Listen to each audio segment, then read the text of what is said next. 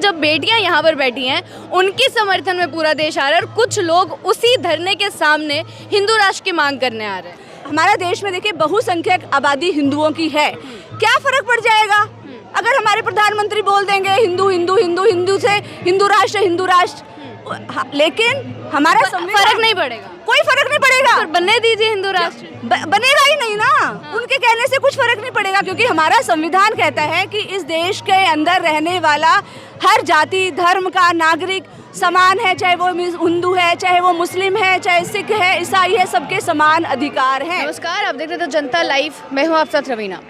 13वां दिन है आज और महिला पहलवान डटी हुई हैं जंतर मंतर पर, और जो लोग उनके समर्थन में आ रहे हैं वो भी लगातार उनका हौसला बढ़ाने के लिए जंतर मंतर मौजूद हैं। लेकिन हम जंतर मंतर पर आपको नज़ारा दिखाना चाहेंगे, क्योंकि जंतर मंतर एक ऐसी जगह है जहां पर लोग अपनी मांगों अपने मुद्दों को लेकर यहाँ मौजूद रहते हैं। एक मांग उठ रही है, उधर पोस्टर पर दिखाना चाहेंगे हिंदू राष्ट्र बनने की मांग।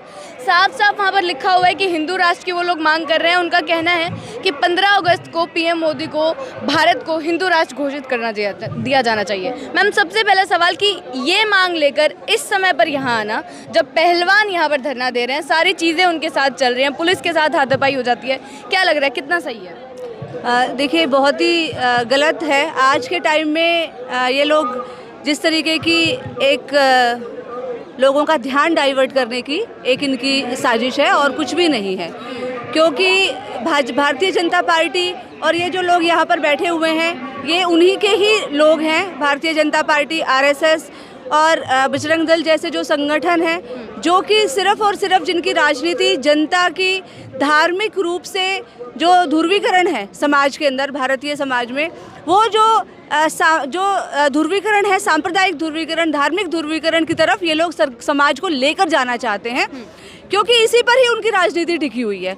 आज ये लोग कहते हैं कि जो लोग जंतर मंतर पर, एक तरफ हमारे देश की जो बहनें हैं, हमारे देश की जो नामी रेसलर्स हैं, वो धरने पर बैठी हुई हैं क्योंकि उनके साथ यौन शोषण हुआ है, और यौन शोषण करने वाला व्यक्ति भी भारतीय जनता पार्टी का एक एमपी है, वो एक प्रतिष्ठित पद पर बैठा हुआ है। उसके बावजूद आप देखिए पूरी सरकार जो है वो एक तरफ उसको बचाने में लगी हुई है। क्यों लग रहा है आपको कि बचाने में सरकार लगी हुई है? क्योंकि एक सांसद है, वो अगर कार्रवाई होनी, अब तो एफआईआर भी हो गई, 2 एफआईआर उन पर दर्ज है, इसीलिए बचाने में लगी हुई है, क्योंकि भारतीय जनता पार्टी के शीर्ष पदों पर बैठे लोगों से लेकर और निचले कार्यकर्ताओं तक, उनके अंदर जो महिलाओं के खिलाफ जो मानसिकता है, महिलाओं को वो लोग एक कमोडिटी समझते हैं, वो सभी पुरुष प्रधान मानसिकता से ग्रसित हैं। लेकिन आप ऐसे कैसे बोल सकते हैं? नारा तो वो बेटी बचाओ बेटी पढ़ाओ का नारा उन्हीं ने तो दिया है ना। देखिए, ये सिर्फ नारा जो है ये इनका राजनीतिक नारा है, और ये हर चीज से राजनीतिक फायदा उठाना चाहते हैं। ये लोग बोलते हैं कि यहाँ पर जो इन महिला रेसलर्स के समर्थन में जो लोग आ रहे हैं वो राजनीति कर रहे हैं। हम तो ये कहते हैं कि आज के टाइम में इससे बड़ी राजनीति कोई हो ही नहीं सकती। किससे बड़ी? ये महिलाओं की मुद्दों को लेकर राजनीति करनी चाहिए हर पार्टी को। आज सबसे बड़ा अगर देश का कोई राजनीतिक जो केंद्र होना चाहिए, जो राजनीतिक जो डिमांड होनी चाहिए, जो राजनीतिक आंदोलन का एक जो पॉइंट होना चाहिए, वो यही होना चाहिए जो ये मांगे हमारी बहनें, रेसलर्स बहनें मांग रही हैं।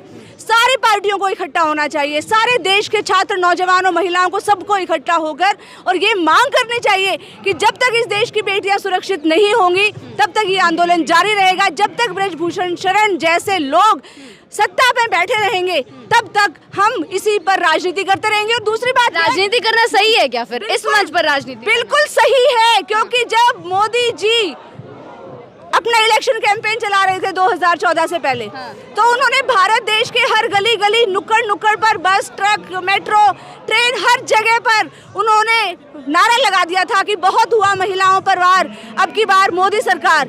तो आप राजनीति कर सकते हो, लेकिन जब देश की जनता मांग करती है कि आपके संसद में बैठे हुए जो एमपी हैं, जो आपकी पार्टी के लोग हैं, उनको उनके पदों से हटाया जाए, उनको गिरफ्तार किया जाए, क्योंकि उनके ऊपर इतने संगीन आरोप लगे हुए हैं। बात यही है ना कि आरोप लग रहे हैं, लेकिन सांसद तो जनता ने उन्हें बनाया है ना।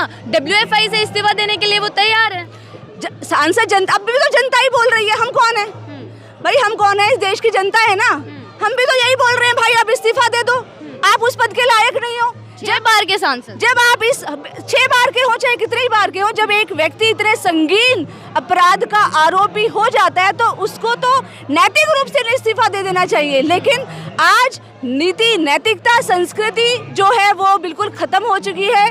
हमारे देश में समाज का जो आंदोलन है, सामाजिक और सांस्कृतिक आंदोलन, इसीलिए हम चाहते हैं कि वो मजबूत होना चाहिए, क्योंकि आज देश में नीति, सामाजिक नीति नैतिकता, उच्च नीति नैतिकता को स्थापित करने की ज़रूरत है, तभी हमारे देश की महिलाएं सुरक्षित रह पाएंगी। आप बोल रहे हैं कि उच्च नैतिकता को स्थापित करने की ज़रूरत है, लेकिन नैतिकता तो यहाँ ही दिख रही है कि जब बेटियां यहाँ पर बैठी हैं उनके समर्थन में पूरा देश आ रहा है, और कुछ लोग उसी धरने के सामने हिंदू राष्ट्र की मांग करने आ रहे हैं। देखिए, हिंदू राष्ट्र की ये लोग मांग कर रहे हैं। हमारा देश हिंदू राष्ट्र नाम, हमारे देश में देखिए बहुसंख्यक आबादी हिंदुओं की है। क्या फर्क पड़ जाएगा अगर हमारे प्रधानमंत्री बोल देंगे हिंदू हिंदू हिंदू हिंदू से हिंदू राष्ट्र, लेकिन हमारा फर्क नहीं पड़ेगा, कोई फर्क नहीं पड़ेगा। बनने दीजिए हिंदू राष्ट्र, बनेगा ही नहीं ना। उनके कहने से कुछ फर्क नहीं पड़ेगा, क्योंकि हमारा संविधान कहता है कि इस देश के अंदर रहने वाला हर जाति धर्म का नागरिक समान है, चाहे वो हिंदू है, चाहे वो मुस्लिम है, चाहे सिख है, ईसाई है, सबके समान अधिकार हैं।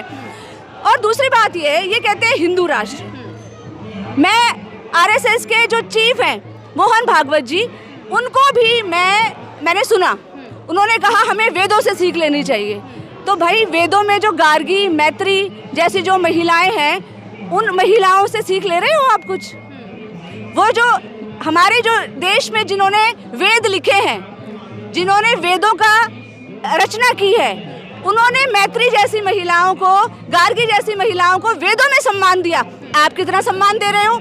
इतना अपमान आप महिलाओं का कर रहे हो कि जो महिलाएं गौरव लेकर आती हैं, देश का नाम रोशन कर रही हैं, देश के लिए गोल्ड मेडल लेकर जो महिलाएं आ रही हैं, आप उनका इतना अपमान करते हो कि वो आज 13 दिन से धरने पर बैठी हुई हैं, लेकिन कोई भी उनसे बात करने नहीं आया। इतना बड़ा अपमान। वही मैं जानना चाहूंगी कि बीजेपी का कोई नेता यहाँ नहीं दिख रहा। अगर राजनीति हो रही है, सब बोला जा रहा है आरोप, तो विपक्षी नेता क्यों मौजूद हैं यहाँ पर? बयान क्यों नहीं आ रहे हैं बीजेपी? देखिए, इसीलिए क्योंकि भारतीय जनता पार्टी की जो राजनीति है, पहले तो मैंने बताया, वो बिल्कुल महिला विरोधी है। आपने देखा कि 2002 के अंदर जो भी बलात्कार हुए महिलाओं के, इतनी असंख्य महिलाओं का बलात्कार किया गया, हजारों लोगों को मारा गया, प्रेग्नेंट महिलाओं को पेट को चीर तक दिया, इतने घिनौने कांड यहाँ पर हुए हैं, लेकिन अपराधी कोई नहीं है। आप सोचो ना, अपने आप हो गया सब। इतने लोग अपने आप मर गए, इतने लोगों के घर जल गए, इतने लोगों के, इतनी महिलाओं के साथ बलात्कार हो गया, लेकिन कोई दोषी नहीं है। ये पूरे देश को, पूरे विश्व को सोचना चाहिए कि अभी तक कोई दोषी ही नहीं मिला। सबको एक एक करके छोड़ रहे हैं। और जो महिला जिंदा है, बिल्किस बानो, उसके साथ 11 लोगों ने बलात्कार किया, उसकी बेटी को मार दिया, उसके परिवार को, महिलाओं के साथ इतना, मतलब बोलना भी, अपने आप में ऐसे शब्दों को इस्तेमाल करना भी आज हमारे लिए एक आम चीज़ बना दी इन लोगों ने लिए, जिन शब्दों को हम इस्तेमाल भी नहीं करना चाहते थे। लेकिन आप सोचो, उसके सामने और बलात्कार किया गया, वो महिला जिंदा है, उसके बावजूद उन्होंने 11 लोगों को छोड़ दिया, बरी कर दिया। तो क्या लग रहा है फिर आप यहाँ न्याय मिल पाएगा? फिर जिस तरीके से आपने जो केस गिनवाए हैं सारे, कि अपराधी को ना कोई सजा मिली है, ना कहीं से न्याय मिला है, तो यहाँ न्याय मिल पाएगा? देखिए, यहाँ पर न्याय पूरे सरकार न्याय नहीं देने वाली। जो सरकार है, भारतीय जनता पार्टी से हमें कोई उम्मीद नहीं है, वो न्याय नहीं देगी। लेकिन सेंटर में वही है। न्याय इस देश की जनता लेगी। छीन कर लेना पड़ेगा अपने अधिकारों को। अब तो सुप्रीम कोर्ट ने भी बोल दिया मैम कि हाई कोर्ट में जाइए। देखिए, सुप्रीम कोर्ट ने जो बोला है, सुप्रीम कोर्ट भी कहीं ना कहीं, या तो क्या बोले, बहुत दुख हुआ सुनकर, सुप्रीम कोर्ट ले सकता था संज्ञान, क्योंकि ये ऐसा मामला है। एक ऐसे कि एफआईआर की मांग की गई थी, वो हो गया, सुरक्षा दे दी गई, तो अब अगर कोई मांग है तो हाई कोर्ट में चले जाइए। देखिए, एफआईआर होना ही अपने आप में काफ़ी नहीं है, वो तो होना ही था खुद ही। सुप्रीम कोर्ट को लेना पड़ा संज्ञान, ये तो बहुत ही अजीब बात हुई है। लेकिन सुप्रीम कोर्ट खुद भी संज्ञान ले सकता था इसके, क्योंकि ऐसा संगीन अपराध लगे हैं एक ऐसे व्यक्ति के ऊपर जो बहुत उच्च पदों पर आसीन है। तो सुप्रीम कोर्ट को खुद उनके घर के बाहर भी धरना, बल्कि दिल्ली पुलिस से तो सुप्रीम कोर्ट को सवाल करना चाहिए था कि पॉक्सो के तहत मामला दर्ज किया है आपने, लेकिन गिरफ्तार क्यों नहीं कर रहे हो? क्या है? दिल्ली पुलिस ने क्या, या तो कुछ अगर कुछ कार्रवाई की है दिल्ली पुलिस ने या कुछ छानबीन की है तो वो देश की जनता के सामने लेकर आए। तो सुप्रीम कोर्ट को तो पूछना चाहिए था। मेरा ऐसा मानना है। मुझे दुख हुआ, एक महिला होने के नाते हमें सुप्रीम कोर्ट से बहुत उम्मीदें हैं। हमारे देश का एक स्वतंत्र न्याय प्रणाली है, उसका सर्वोच्च न्यायालय है। तो बाकी यही चीज़ें हैं कि देश की जो जनता है वही इन सारी समस्याओं का समाधान कर सकती है। एक आंदोलन ही है रास्ता, जिस आंदोलन के माध्यम से हम महिलाओं को असली समानता, असली न्याय दिलवा सकते हैं। जी, बहुत बहुत शुक्रिया आपका।